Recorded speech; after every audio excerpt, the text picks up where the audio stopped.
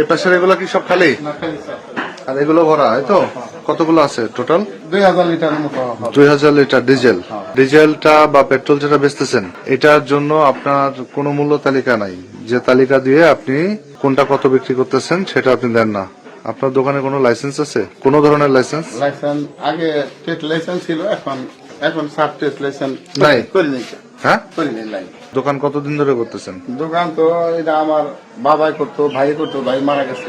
তাহলে এতদিন পর্যন্ত কোনো ধরনের অনুমোদন নেন নাই? অনুমোদন ছিল যে আমাকে ইউনিয়ন পরিষদের ট্রেড লাইসেন্স। পেট্রোল অকটেন বিক্রি করলে অন্যান্য আরো লাইসেন্স লাগে, আর যেগুলো আপনার নাই। কথা শুনেন আগে, এগুলো করে নিতে হবে যদি ব্যবসা করতে চান, ঠিক আছে?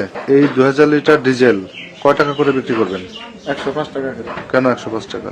সরকারি রেট কত? সরকারি পাম্পে বেশি 102 টাকা স্যার। কে কোন পাম্পে 102 টাকা বেচে? সব পাম্পে 102 টাকা। কোন পাম্পে 102 টাকা বেচে না, আন্দাজে কথা বলেন না। 100 টাকা 20 পয়সা। আচ্ছা। তো এটা হলো রেট যেটা জনগণ কিনবে, ঠিক আছে? এই দামে এটা সব বিক্রি করবেন। আর এই অকটেন পেট্রোল এটা আপনি এখানে আর বিক্রি করবেন না। না, শোরুম না।